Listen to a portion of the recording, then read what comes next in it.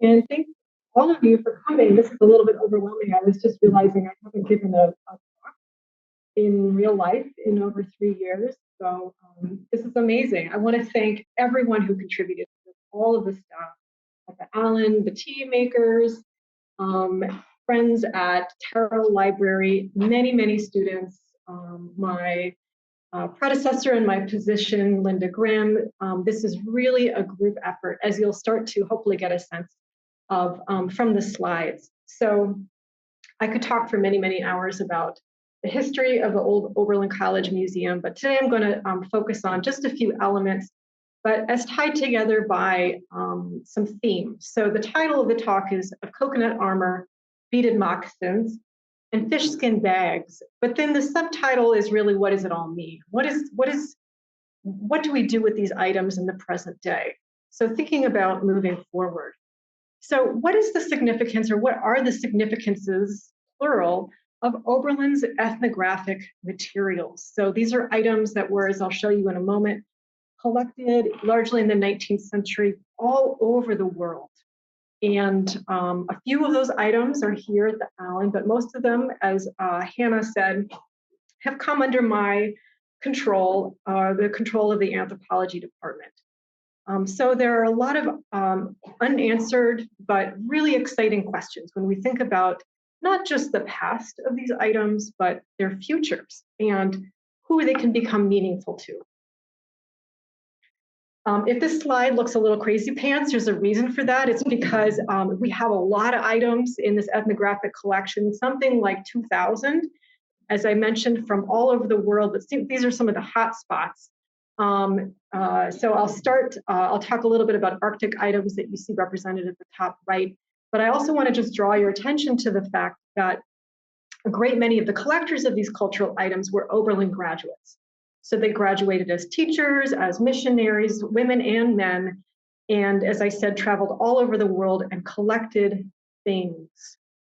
Most of the things, we don't really understand the specific mechanics of how they got here or how they were collected in those communities. What we do know is that they are here now. And so questions continue.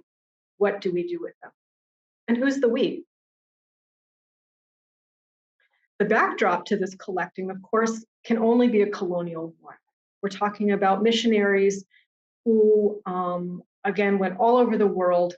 But I think it's important that we also think about dispossession here in Ohio. Many of us have been talking about land acknowledgements and really thinking and learning more about the Native peoples who have been here in the past and who are still here.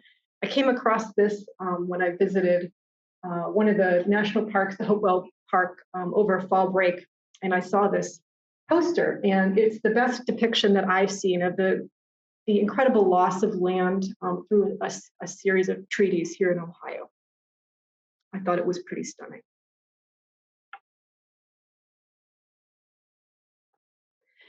But at the same time, these items made their way into what started as a cabinet of curiosities, sort of odds and ends, but eventually was consolidated by someone named A.A. Wright, Albert A. Wright, who organized the items in a really careful way. And he was one of the first true scientists at Oberlin. He communicated with the Smithsonian looking for items. He was a scientist, a zoologist and geologist, and back in those days you could be both. He organized things very nicely, and he was committed to the idea of hands-on education for students, something that still resonates with us today. He introduced lab instruction to Oberlin College. We owe all of that to him. And he brought the idea of evolution. So the items, the cultural items that came in as a result of these teachers and missionaries don't seem to have really fit the mold in terms of rights, teaching ideas. Anthropology was not even really a discipline. As far as we could tell, these items really weren't used in the classroom in the way that the minerals and taxidermy birds and such were. So we have these cultural items. They were part of this institution that later became called the Oberlin College Museum, but the cultural items really never got used. They were never valued for their own sake here at Oberlin. My predecessor, Linda Grimm, in the early 2000s recognized this problem. It was really prompted by students saying, hey, what do we do with this stuff? It's collected in a couple of custodial closets. Oral history says that the fire marshal threatened to intervene. So they got the stuff up off the floor and they digitized it. They worked very closely with Albert Baroni. Some of you know him from Octet to make a bespoke database that you can still see today. So you can explore the database, and here's the website. It lives through the library. And you can see nearly all 2,000 items with excellent pictures and descriptions such as students were able to put together through their own research. Then they took the items, they boxed them up very nicely, and they put them back in the closet. There was no room. So we've solved one problem of getting word out through this digital database that these items are here, but a major problem still was unresolved. The items were still in these closets. I love these signs. So when I got this job, I sort of learned indirectly, okay, Margaris, this is your stuff to deal with. So hence the de facto curator status. So what do we do with these items that are very nicely bundled away and put back in the closet? The journey really started by accident.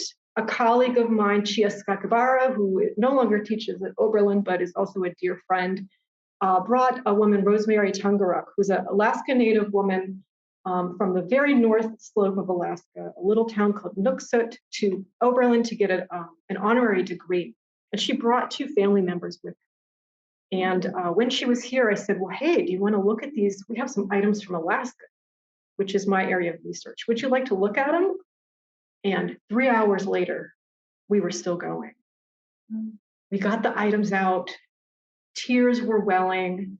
She was able to reconnect with these items that she had heard of but never seen. Her elderly auntie was there and had additional information that they shared. This is what it would have been used for. These are the materials that this would have been made from. This is the season in which we would gather the pigments to dye this berry basket. It was incredible. And she said, you got to get this on videotape next time. This is important. We've got to document this. We've got to continue to grow the goodness. And this was her phrase, grow the goodness. There was an Oberlin student there too, who had just graduated and was there with her parents. And it was remarkable. I mean, her parents were like, this is what an Oberlin College education is all about, right? Speaking of hands-on education. Just some of the things that Rosemary was able to relay. Here's a bag that I really love. It's made from the gut of a sea mammal. When you go out hunting, it's against tradition to be bold or braggart. It could produce badness around the hunt. These are the kinds of things that you can learn from your elders. You have to keep good thoughts, be responsible, take care of your tools. All of these things are part of the expectation of being a good hunter, by extension, a good member of your community. This is important knowledge that, because many young people in the North Slope of Alaska are no longer hunting, is being lost. But these items bring those stories back out and spark enthusiasm.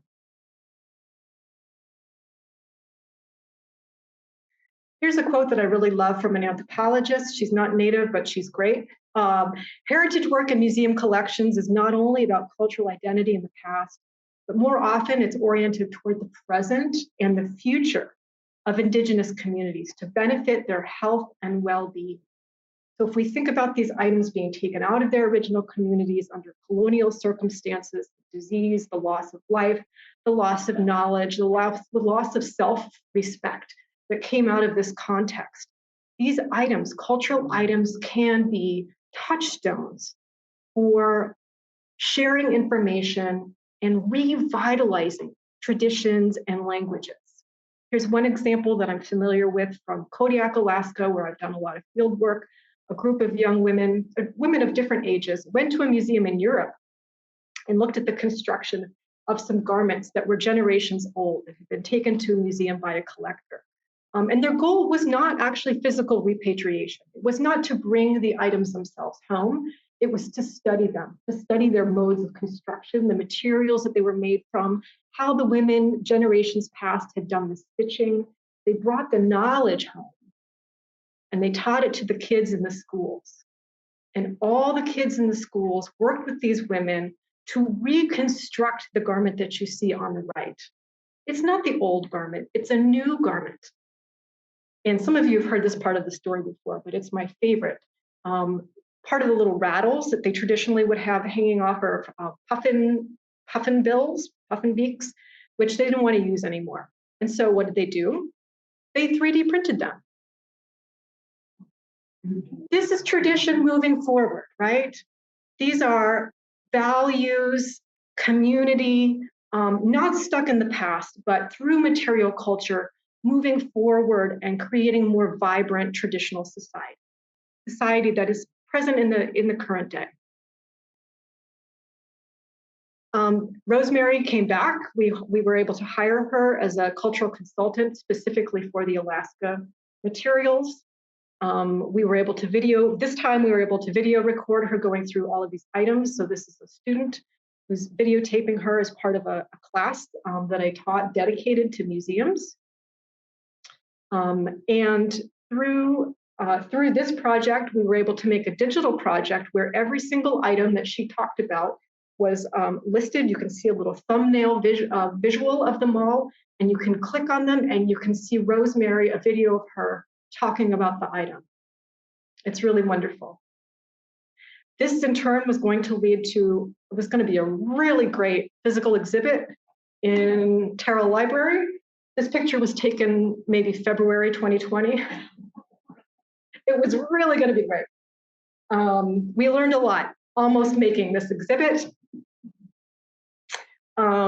Instead, what we did was this word is totally overused, but we pivoted to an online forum, and we made, it took about 3 years, but we made something really special with Rosemary's, the information that she relayed to us. This is a virtual exhibition. You can walk around kind of like you're in a video game, and you can see the items and the text.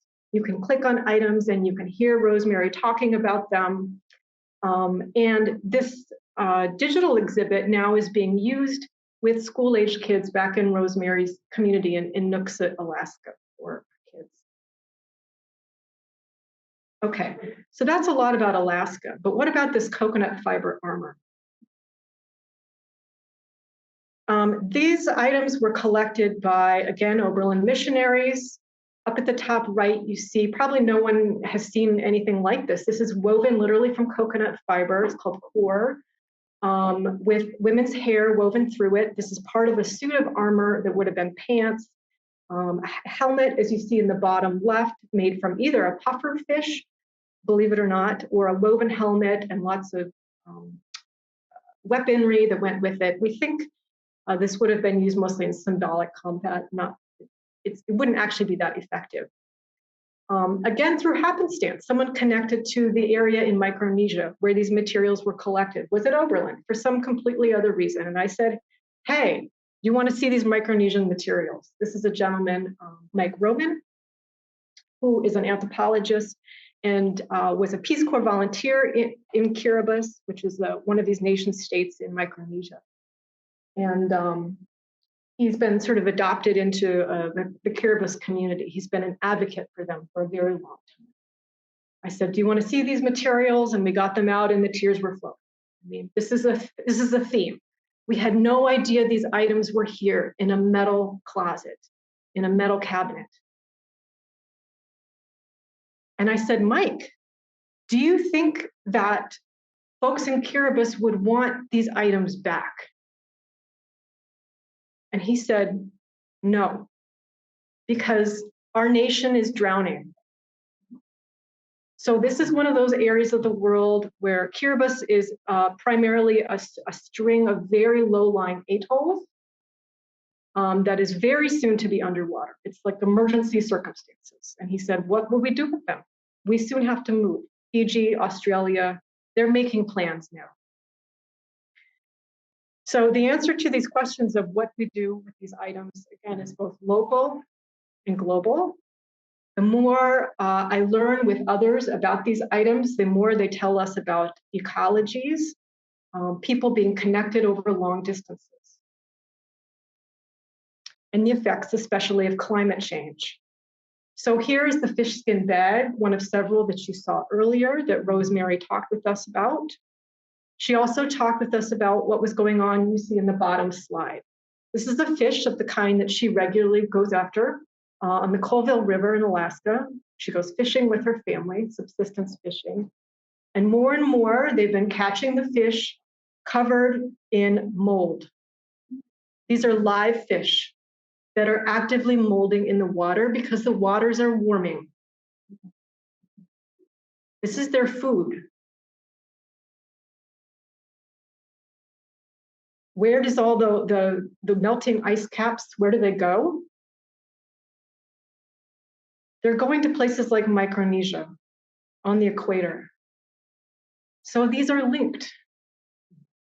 These stories are starting to come out. The more Native communities, indigenous communities that we bring into viewing and talking with us about the items, the more we learn, the more information is shared back and forth, and the more we can see the connections between what might seem like very disparate communities, as we all are on this planet that is experiencing, extreme changes. So there are calls to action here. And again, I feel like these items are, they're anything but static. We get them out of the closets. Now they live in Terrell Library. They're a little bit more safe and secure there. It's a great physical step. But we need to continue to have people who are connected to these cultural items to come and look at them. They need to be paid for their time, and we need to develop more collaborations with them. This is hands-on learning. So this is a famous painting you might have seen, Charles Wilson Peale welcoming people into his Philadelphia museum. Come on in and look at my collections. Here's Hunter Old Elk that Hannah mentioned, who's an assistant curator at the Plains Indian Museum. She's Crow and Yakima. This is her in my lab looking at Native American items just last week. So what we do with these cultural items is up to us. There are many stories yet to be told. The moccasins on exhibit that I hope that you'll go see if you haven't already, immediately she spied them and said, oh, those aren't Lakota, those are Cheyenne. The other pair, oh, those are Crow, those are from my people. So mutual learning.